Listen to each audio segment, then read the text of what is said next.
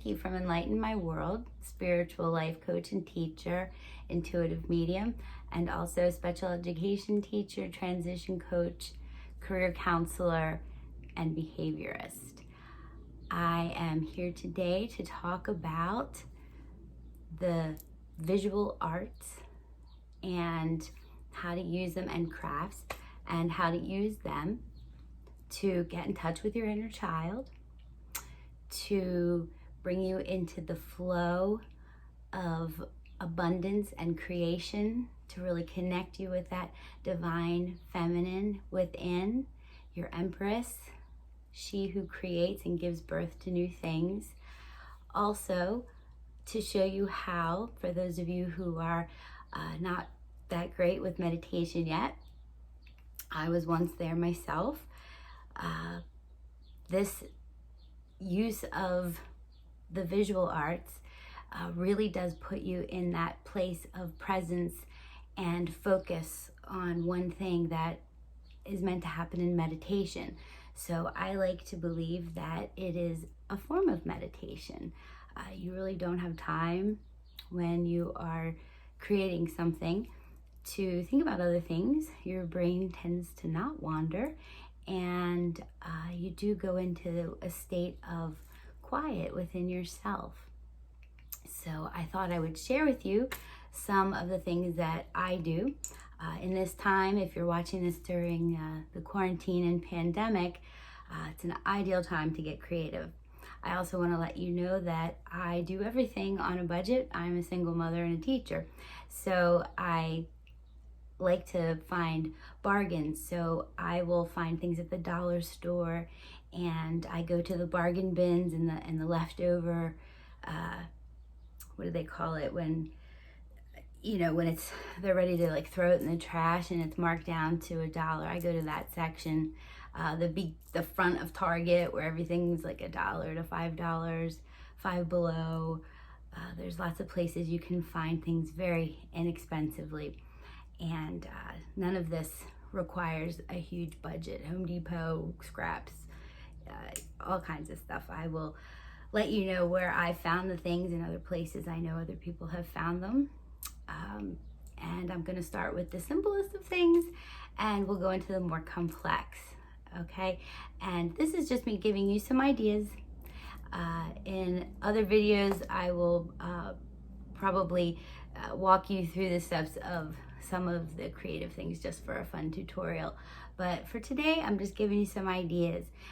These ideas all can be used with children, whether it be in your home during this time of quarantine, where you can sit and do some creative projects with them.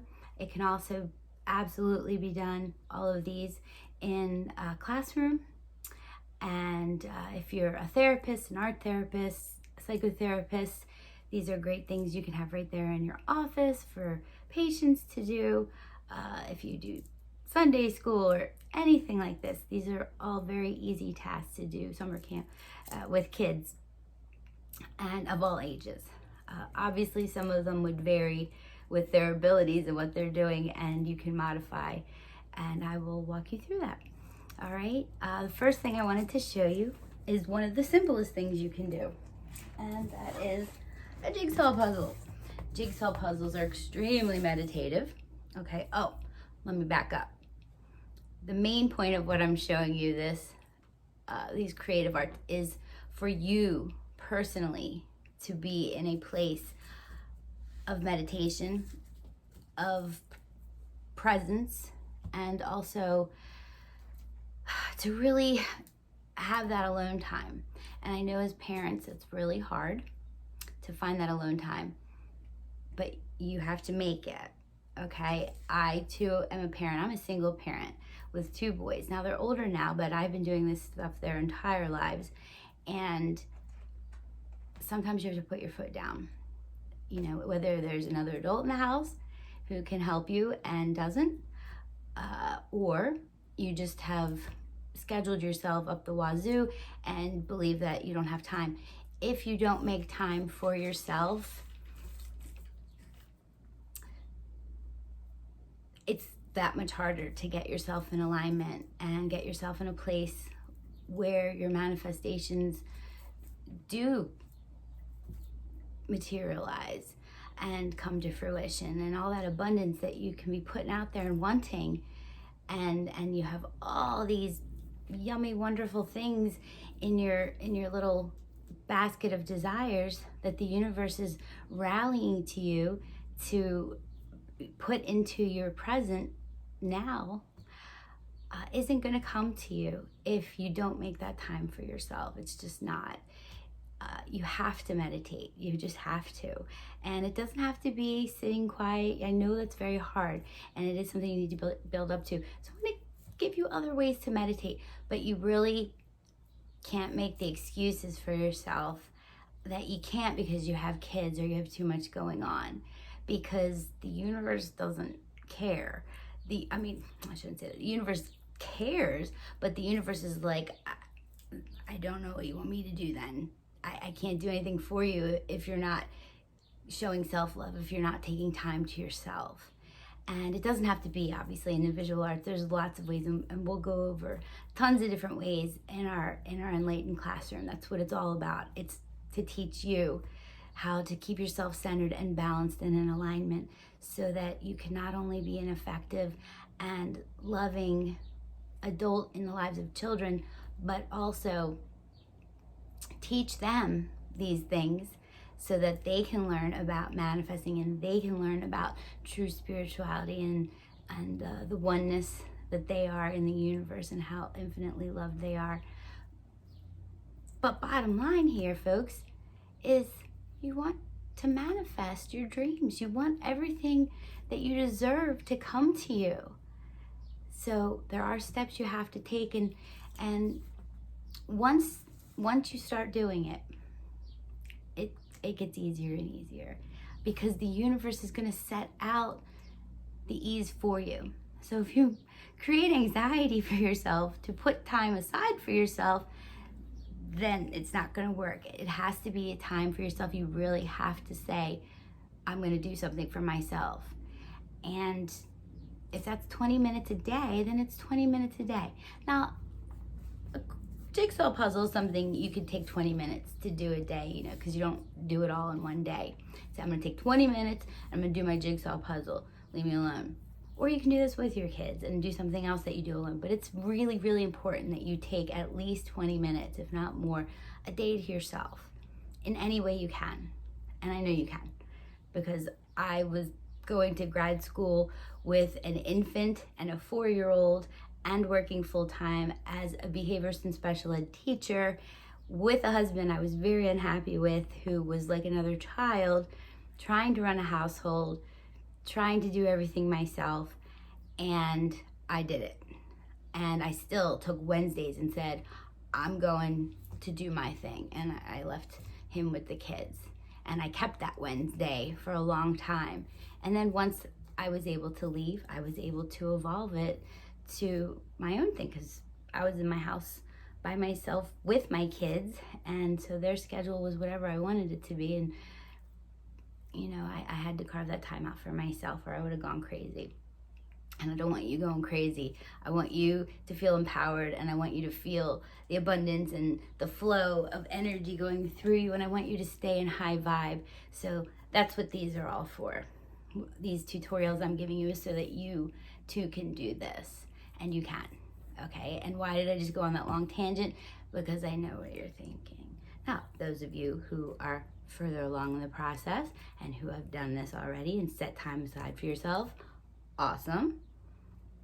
That is perfect. You need to do that. But for the rest of us, and I speak, physician heal thyself, I'm preaching to the choir. I too have a very hard time taking time out for myself. We all do. It's kind of sadly taught to us, built into us, whatever you want to call it, but it's not right. And we deserve to have that time to ourselves. So you really have to get that through your head before you take these steps to do these things. I'm not just giving you these, fun tasks to do with your kids. These are tasks to bring you into alignment, to help you on your awakening. Spirit's not going to stop bugging you. they're not going to stop bugging you.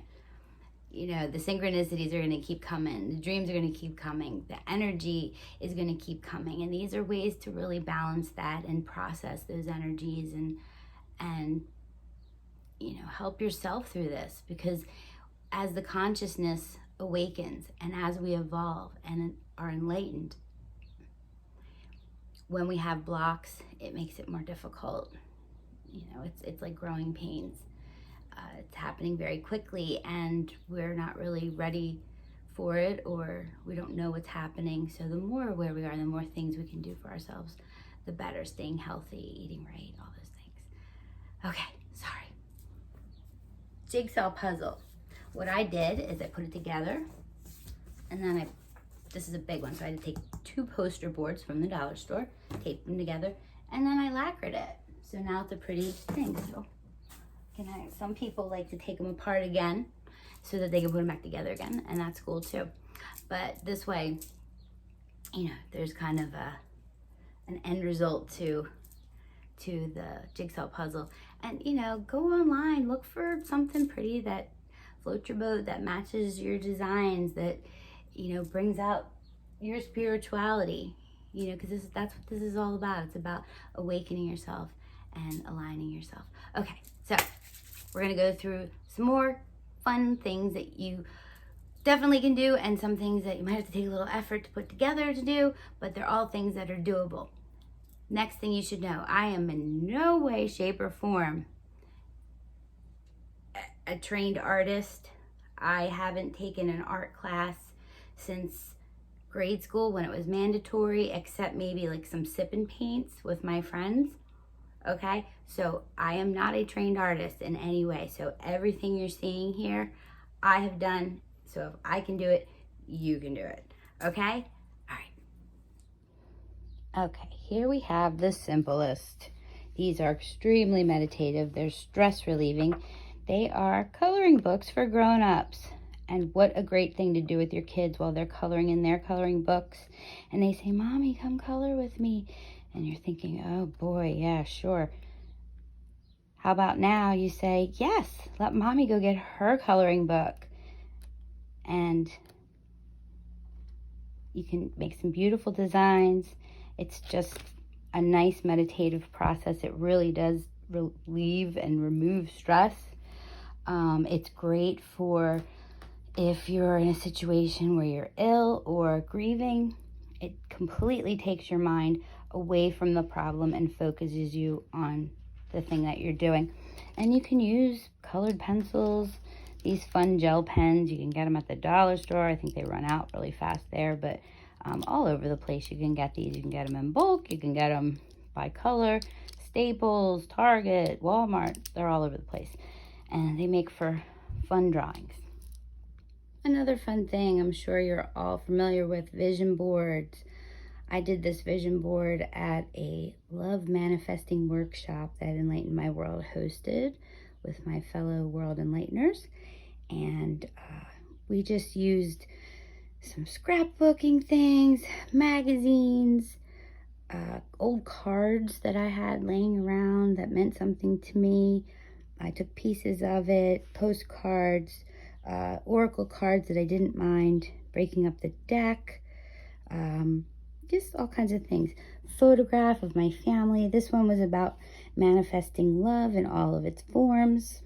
Things I love, people I love, keeping the people I love, romantic love, places I want to go and love. This is another creative thing that is focusing. It utilizes multiple parts of the brain, as well as your creative centers, and it's a nice way of alleviating yourself of a lot of the stuff you keep in boxes because it's sentimental to you and you're not really sure what to do with it. So I like to actually take things that people have given me and put them on my vision boards.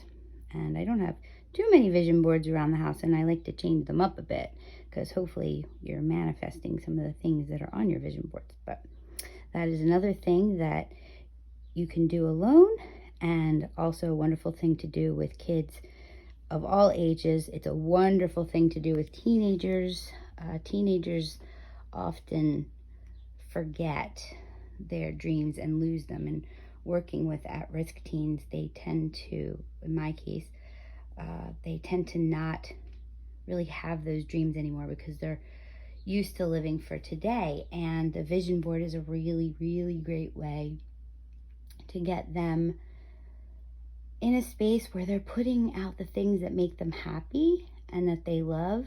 And after a while, those things build and build, and they eventually, you can kind of guide them in a direction that says, hey, look at all these things around the arts, or look at all these things around cars and mechanics that you like. Have you ever thought that maybe you would want to go into car mechanics? And that's kind of their aha moment. And then you also have all the kids who their dreams are their parents' dreams. And there's nothing worse than focusing the first 18 plus years of your life in a direction that somebody else wants you to go, convincing you that you want to go there. That's very, very seldom the case, and it leaves for a lot of unhappy people that change their careers at midlife. And so I was always under the philosophy that kind of show kids that direction. You know, you don't want to tell them not to listen to their parents, but at the same time, you want to keep the ideas flowing in their head and help them to communicate with their parents, things like that. But anyway, I digress. Just a really cool idea. It's a fun thing to do for therapy, all kinds of things. And then you keep it where you can see it so that you feel good when you look at it. It makes you happy. It's got the things on there you strive for, you desire, you want to do. No matter how big they are, you put them on there. It's a vision board. You know, there's no vision too big. There's no dream too big. And remember, the more you put in your vortex, the more the universe gets excited and gets its juices going to create it for you. And when you're doing creative things in that direction, guess what? That energy is there too.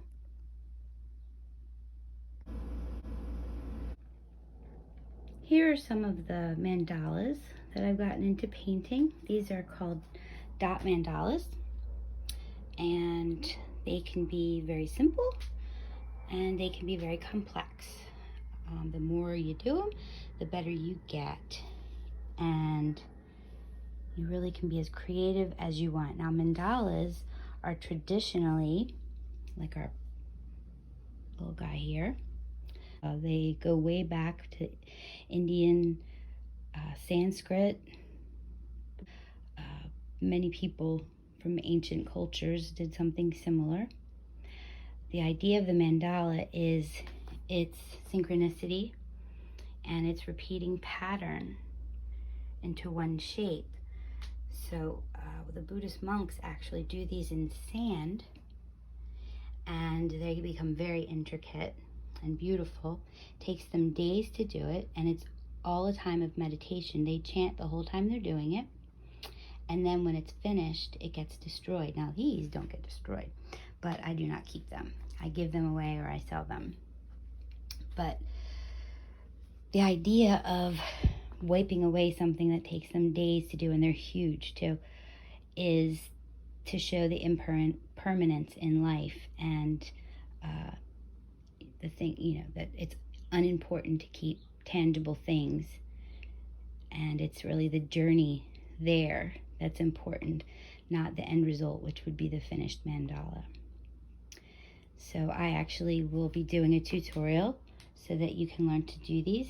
They really are fun, and you really do go into a Zen space when you do them. And you kind of can't stop too. They're addicting.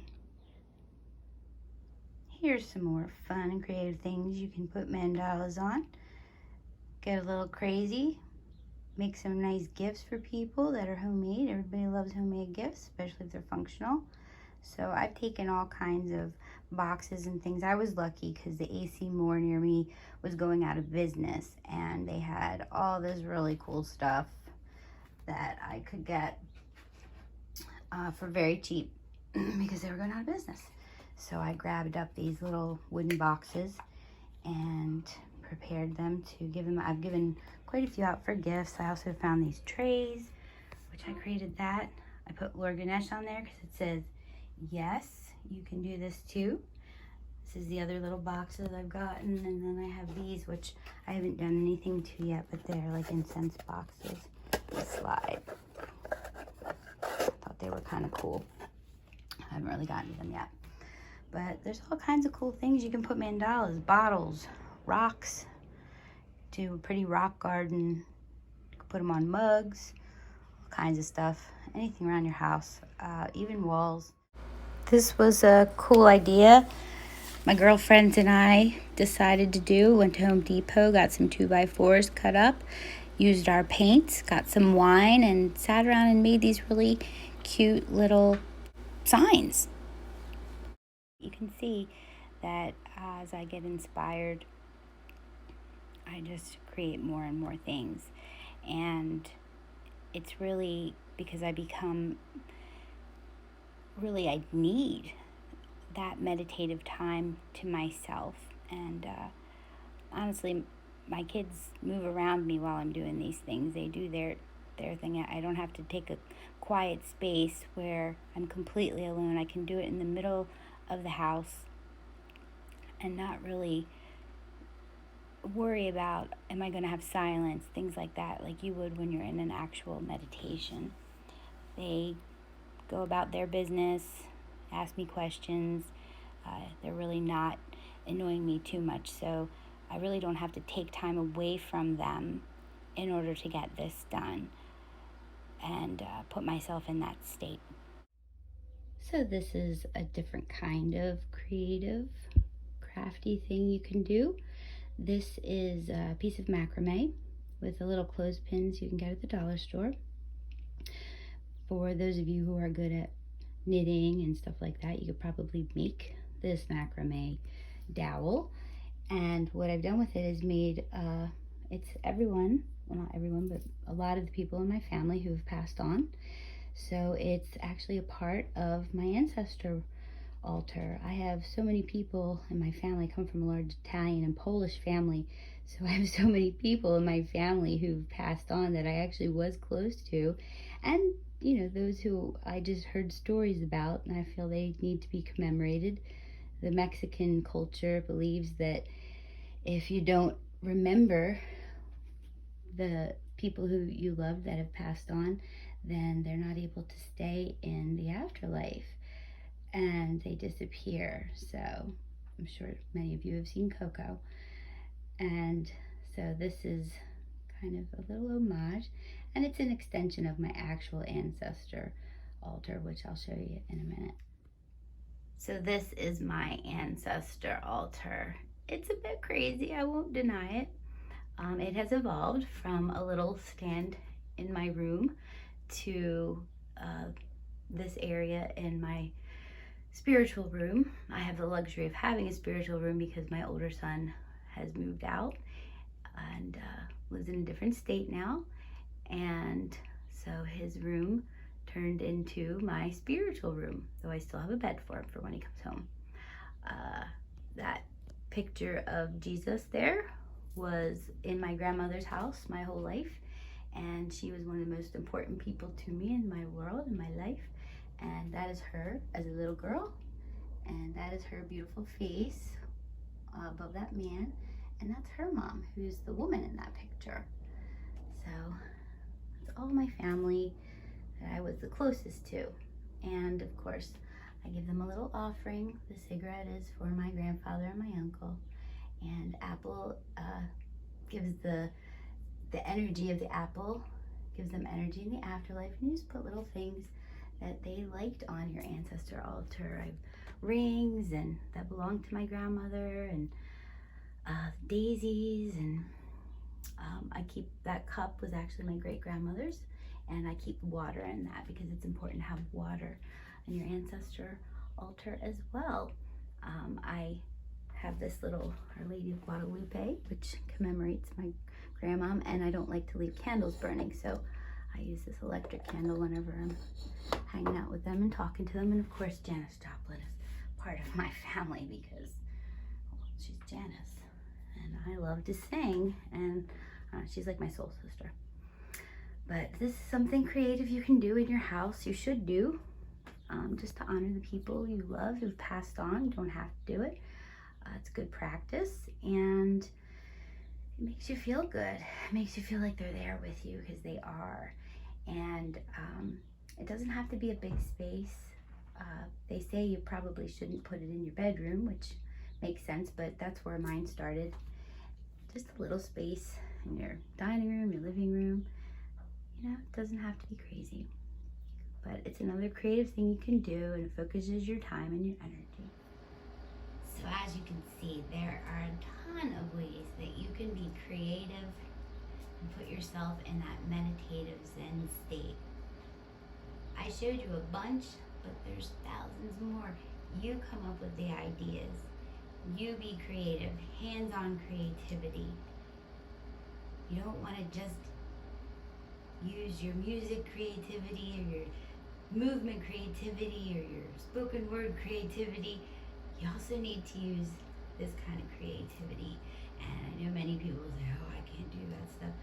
Anybody can. It doesn't have to look pretty. It's just getting it out and getting in that space. And there's no anxiety around it because you're not showing it to anybody. It's yours. But you could also knit and crochet and cross stitch, needlepoint. There's so many different forms of creativity that you can use, and show it off in your house. If you're proud of it, it's yours. Make it yours. Put it in your spiritual area, your altar for yourself. It's important to do that for yourself and to remind yourself that I create, I make beautiful things, because that will roll into I create and I make beautiful things, and it ends up being the life of your dreams that you're creating. And that's the goal, is to be in that space of joy and bliss while you're doing something. So if you find a task that causes you stress, stop doing it. That's not why you're doing it. Find something that's rote, something that you can start out doing, and maybe test those creative juices a little bit more, but don't jump into something crazy. Start small. Color mandalas. Do a jigsaw puzzle. There's so many things that can center your mind and also help you to create, and also things that you can share with the children in your lives and the people that you influence by getting those juices going with them too. But first and foremost, take time to yourself to be creative, whatever way you can. I will have some videos posted for you where I walk you through how to do some of the mandalas and among other things. So we'll be tapping into our other creative juices as well. Just so you know. And if you are wanting to know more about this stuff or get more ideas, or you're just looking for a coach to guide you on this path because you're really finding it hard, please contact me. My information is in the drop down box below.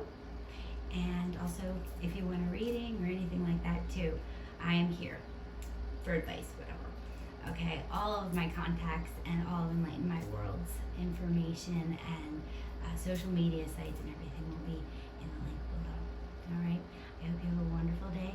Hope you enjoyed this. Thanks for letting me share my creative things with you. I hope you liked them. I'm sure some of them were, but enjoy your day. Enjoy your life. Big hugs and blessings galore from Nicki.